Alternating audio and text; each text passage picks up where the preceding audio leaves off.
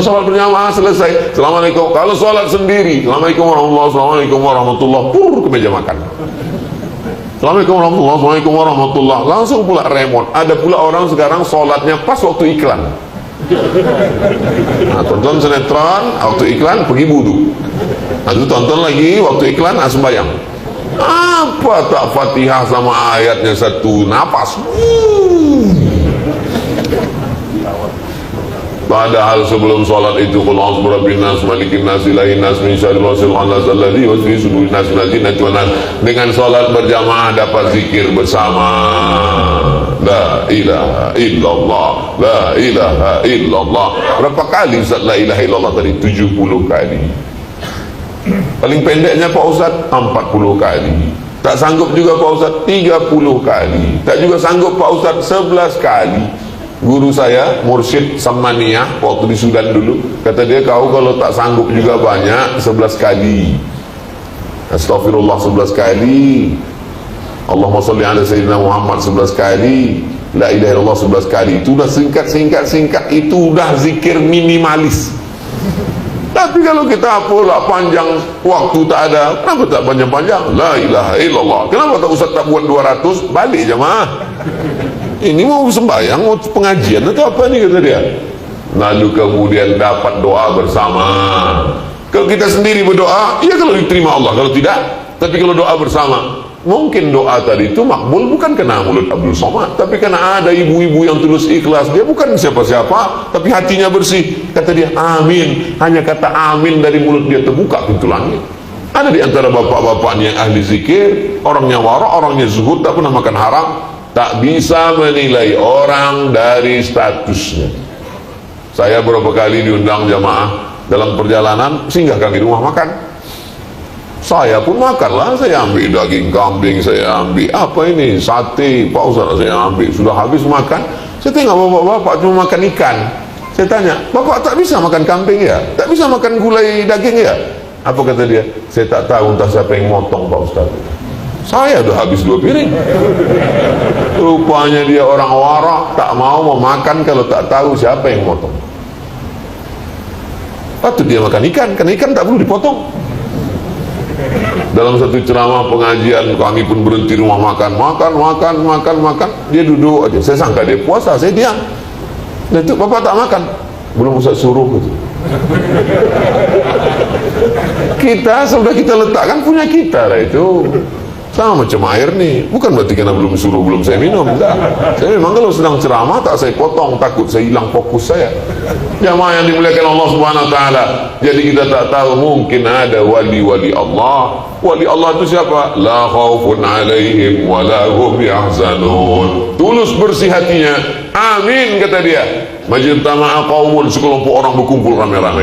Fayad'u ba'duhum, berdoa satu orang, Abdul Somad yang berdoa. Wa yu'minuhum sa'iruhum, diaminkan orang banyak. Illa ajabahumullah, dikabulkan Allah doa. Maka jangan sampai keluar masjid sebelum berdoa. Banyak juga orang saya tengok selesai sholat pulang dia menghilangkan doa mustajab, doa makbul, zikir berjamaah. Ya, ada malaikat-malaikat ini, ada malaikat mencabut nyawa, ada malaikat menurunkan hujan, ada malaikat meniup sangkakala, ada malaikat, tapi ada malaikat yang tak disebutkan namanya. Tugas dia berkeliling di atas muka bumi mencari majelis zikir. Begitu dapatnya orang berzikir, dipanggilnya malaikat yang lain, halummu ila hajatikum, mari kemari. Inilah yang kita cari dari tadi. Dan mereka ikut berzikir sama orang majelis zikir.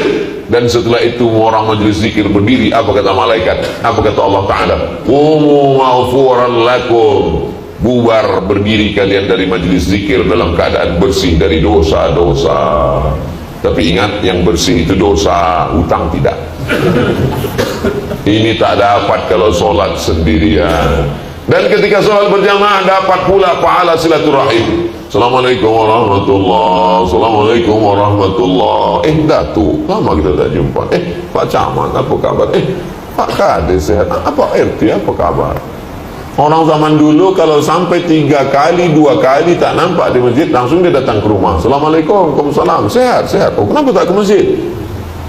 Orang sekarang dapat di Facebook, oh mati, tak pernah jumpa di masjid. Man ahabba yusatalahu fi rizqihi, siapa yang mau lapang rezekinya, wa yusa'alahu fi atharihi, mau panjang umurnya, falyasil rahimahu, hendaklah menyambung silaturahim. Di mana disambung silaturahim? Di masjid. Assalamualaikum warahmatullahi, assalamualaikum warahmatullahi, salam. Apa hukuman bersalaman setelah sholat? Kata Imam Nawawi, kalau sebelum sholat dia sudah bersalaman, setelah sholat dia salaman lagi, hukumnya mubah, boleh. Tapi kalau sebelum sholat dia belum bersalaman, saya dengan Datuk Uzir tadi sebelum sholat belum ada bersalaman, setelah sholat baru bersalaman, hukumnya sunnah. Yang tak boleh itu sedang sholat bersalaman aja, tak boleh. Saya baca mata itu. Jadi tak usah dipermasalahkan yang bukan masalah. Masalah kita sekarang adalah bagaimana menarik jamaah ke masjid. Tapi rasanya tak usahlah Ustaz bahas lagi di tempat kami tentang jamaah ke masjid. Tengoklah sampai tak muat masjidnya. Tapi saya mulai itu tadi kan gara-gara berita kehilangan tuh. Bapak Ibu yang dimuliakan Allah Subhanahu wa taala, kenapa Ustaz menengok ke sana dari tadi? Itu jam sudah sampai jam 5. Jam 5.50, jam 6 kurang 10 masuk waktu solat sunat isyraq 2 rakaat, mendapatkan pahala haji dan umrah, bawa anak menantu cucu kawan sahabat. Tak bisa tiap hari tentang solat sunat isyraq ini, hari-hari libur. Tapi kami ini Pak Ustaz bukan orang kantoran, kami ke tengah laut mencari ikan, sholat di atas sampan, arahkan ke arah kiblat, tengok matahari. Orang tua-tua kita dulu senang aja, tengok matahari mati ke kanan sikit, kata dia. Dia tak pakai kompas, tengok matahari mati kanan sikit, matahari mati maksudnya tenggelam, nanti agak kanan sikit. Nah, sholat. Allahu Akbar. Nabi SAW sholat di atas unta, sholat sunat, diarahkannya arah kiblat, nah sholat membelok ke kanan ke kiri tidak sah. Tapi ketika sholat fardu, maka insya Allah dalam sholat, andai kita mati menghadap Allah, inna awwala ma yuhasabu bihi al-'abdu yawmal qiyamah, yang pertama kali dihisab nanti adalah sholat. Masalah rezeki ini kalau sudah tertulis untuk kita tak akan diambil. Rezeki musang tak lari ke harimau. Kalau rezeki musang dia makan harimau, udah lama musang itu hilang, apalagi musang king. Apakah dalam mazhab Syafi'i seorang musafir boleh menjadi khatib dan imam pada sholat Jumat? Ya. Syarat sholat Jumat dalam mazhab Syafi'i bukan masalah imam dan khatibnya. Yang jadi masalah itu adalah jumlah 40-nya mesti mustautin. Kalau musafir, sampai saya ke Sedanau ini 4 hari 4 malam itu udah mukim. Syarat yang berat dalam mazhab Syafi'i itu tidak hanya mukim, tapi dia mesti memang orang tempatan. Yang 40 itu memang orang tempatan. Itu syarat yang berat. Adapun siapa yang maju dari, misalnya saya datang kemari, lalu kemudian saya bukan mukim, bukan mustautin, saya musafir, maka tak jadi masalah menjadi imam, menjadi khatib. Yang menjadi masalah itu dia mesti 40 orang. Itu syarat yang berat dalam mazhab Syafi'i. Dan insya Allah, jadi kalau kami musafir Pak Ustaz, saya ini kerja di kapal Pak Ustaz, apakah kami tak sholat Jumat selamanya? Sholat zuhur. Tapi kami rasa berdosa. Islam ini bukan rasa-rasa.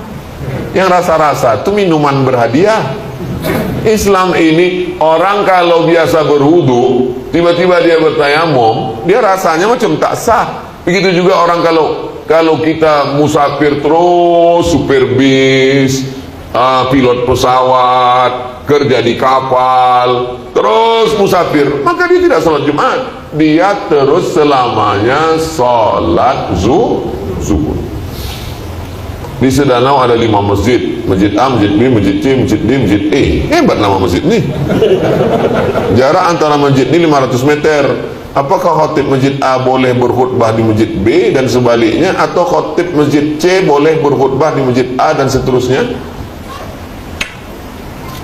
Salat Jumat yang sah dalam satu negeri itu menurut mazhab Syafi'i hanya masjid jami. Makanya ada namanya masjid, ada masjid jami. Masjid hanya 5 salatnya, subuh, zuhur, asar, maghrib, isya. Masjid jami ada Jumatnya. Itulah mengapanya sebagian tempat kalau sudah sholat Jumat, orang sholat zuhur lagi. Ustaz Somad, di kampung kami kalau sudah sholat Jumat, sholat zuhur lagi. Yang bertanya begitu di Pandeglang, Banten, satu lagi di Aceh. Saya bilang ini orang pakai mazhab Syafi'i tulen 100% original, tak bercampur dengan yang lain. Karena dia setelah sholat Jumat itu ragu apakah sholat Jumat ini sah. Maka sholat Jumat yang sah hanya satu, sisanya itu adalah sholat zuhur. Setelah sholat Jumat dia ragu, maka dia sholat zuhur. Ini, tapi jangan pula bingung gara-gara saya mau menyatakan ini yang Syafi'i. Adapun yang lain bercampur. Jadi kalau begitu dia hanya khotib sekali saja. Sekali saja khotib. Itulah sholat Jumat dia. Jadi bagi kita yang beberapa masjid ini, mazhab apa sebetulnya yang dipakai ini? Sama macam di Mesir. Mufti Mesir itu Syekh Ali Jum'ah mazhab Syafi'i. Tapi dalam pelaksanaan sholat Jumat ini jalan. Seberang sini Masjid Al-Azhar, tempat kami kuliah Al-Azhar. Di seberang sini Masjid Husain, tempat kepala Sayyidina Al-Husain. Dua-duanya ada Jumat, dua-duanya sah. Selama jamaahnya mencukupi jumlah, maka sholat Jumatnya sah. Jadi kalau gitu kami 5 masjid ini sah sholat Jumatnya, sah. Selama jumlahnya kan lebih 40 kan? Maka sholat Jumatnya sah. Jadi khotib tentang berpindah-pindah tadi, dia hanya khotib satu saja menurut mazhab Syafi'i. Apakah sebenarnya yang dimaksud dengan karya mustautin dalam kaitan Jumat? Yang dimaksud dengan karya kampung adalah batas sur al-balad. Sur itu artinya tembok. Karena zaman dulu kampung itu dibuat tembok. Batas tembok itulah batas kosor dengan batas jamak. Kapan kita mulai boleh mengkosor dan menjamak? Lewat tembok. Kalau di dalam tembok tak boleh mengkosor, tak boleh menjamak. Lewat tembok keluar baru dia bisa mengkosor menjamak. Kalau dia musafir. Jadi tak ada orang musafir dijamak di dalam rumah. Setelah keluar tembok baru. Jadi kota Madinah Al-Munawwarah itu ada temboknya. Tak ada Pak Ustaz, kami kemarin di Madinah itu tak ada tembok. Temboknya sudah hilang, tapi tiang tonggak itu ada. Keluar itu baru bisa. Kairo juga begitu, Madinah juga begitu. Kalau Bapak Ibu pergi ke Rabat, Maroko, sampai sekarang masih ada. Dulu tembok itu di dalam kota, batas kota. Sekarang karena kota itu menjadi besar, dia di tengah kota. Dijadikan sebagai cagar budaya. Nah, jadi batasnya adalah batas kota. Nah, sekarang kan kota kita, kampung kita tak punya batas. Lalu yang disebut dengan batas yang dimaksud dengan batas karya itu apa? Batas desa. Batas desa dia itu apa? Sudah keluar itu, maka dia sudah dianggap musafir. Mustautin Pak Ustaz. Mustautin, saya kalau di sini 4 hari 4 malam baru sekedar muqim, belum mustautin. Tapi kalau saya sudah menetap tinggal di sini, maka di situ disebut dengan sebagai mustautin. Apakah disyaratkan KTP sudah turun Pak Ustaz? Itu syarat negara. Kalau syarat ada orang datang kemari, menikah dia dengan orang sini, menetap dia tinggal di sini, maka orang itu sudah disebut dengan mustautin. Bagaimana cara mengganti khotib yang batal tatkala sedang membaca khutbah? A. Jika rukun khutbah belum terpenuhi semuanya. Jika rukun khutbah sudah terpenuhi semuanya, naik khotib ke atas. Alhamdulillah wassalatu wassalamu ala rasulillah. Ya ayyuhalladzina amanu taqullaha haqqa tuqatih. Usikum wa nafsi bitaqwallah. Allahumma fir lil muslimina wal muslimat. 5 rukun khutbah. Alhamdulillah, salawat, ayat, wasiat takwa, doa. Jangan sampai tak jadi salat Jumat karena tak ada khotib. Karena khotib kita tak ada, maka kita zuhur saja. Naik anak muda satu ke atas. Alhamdulillah. Allahumma salli ala sayyidina Muhammad wa ala ali sayyidina Muhammad. Ya ayyuhalladzina amanu taqullah. Usikum wa nafsi bitaqwallah. Allahumma firil muslimina wal muslimat. Duduk. Habis itu tegak balik. Alhamdulillah. Allahumma salli ala sayyidina Muhammad wa ala ali sayyidina Muhammad. Ya ayyuhalladzina amanu taqullah. Usikum wa nafsi bitaqwallah. Allahumma firil muslimina wal muslimat. Dah turun, sah salat Jumat. Kalau ada jamaah komen, pendek betul khutbah kau, daripada kau tak bisa sama sekali. Hafal 5 rukun tu. Nah, bagaimana kalau setelah tiba-tiba dia bilang barakallahu li wa lakum fil Qur'anil azim wa nafa'ani wa iyyakum bima fihi minal ayati wa dzikril hakim. Sementara 5 rukun belum, maka satu jamaah mengingatkan. Apa dia bilang? Pak Khatib, lupa tadi berselawat. Apakah batal khutbah itu karena jamaah mengingatkan? Tak batal. Mana dalilnya? Karena Nabi sedang khutbah, datang orang Arab Badui ke pintu. Apa kata dia? Ya Muhammad, halakatil amwal. Wahai Nabi Muhammad SAW, ternak kami sudah mati di kampung, hujan tak turun. Langsung Nabi mengangkat tangan, istighosah, minta hujan waktu sedang khutbah. Aghithna, aghithna, aghithna. Selesai sholat Jumat, basah tanah Masjid Nabawi. Saking makbulnya doa Nabi, istighosah, minta sholat, minta hujan, istisqa waktu khutbah Jumat. Artinya jamaah itu mengingatkan khotib sehingga dia cukupkan lagi rukun khutbahnya di ujung. Paling tidak 5 rukun itu jangan sampai hilang. Padahal pertama biasanya yang pertama yang kedua baru dimasukkan mereka doa Allah maghfiril muslimina wal muslimat. Bagaimana cara mengganti khotib yang batal tatkala sedang membaca khutbah? Jadi kalau khotib itu batal wudunya, lalu kemudian dia pergi berwudu, lalu kemudian naik lagi dia ke atas, pernahkah Nabi turun ke bawah sedang khutbah? Ya, Nabi sedang khutbah. Nabi khutbah, ini rumah Nabi. Di belakang rumah Nabi ini rumah Sayyidatuna Fatimah, Sayyidina Ali. Di dalam itu ada Sayyidina Hasan dan Husain. Di depan itu halaman, berkelahi Hasan Husain. Waktu Nabi sedang khutbah, ditengoknya cucunya berkelahi. Turun dia ke bawah, melerai cucunya itu. Dia naik ke atas balik. Apa kata dia? Innama amwalukum wa auladukum fitnah. Memanglah cucu-cucu ini ujian, kata Nabi. Diulangnya balik rukun khutbahnya. Tapi kalau khotib ini memang pingsan atau mati, bisa saja terjadi. Maka naiklah penggantinya ke atas, lalu kemudian dia bacakan rukun-rukun khutbah, duduk antara dua khutbah, dia bacakan lagi 5 rukun khutbah, maka sahlah sholat Jumat pada hari itu. Dua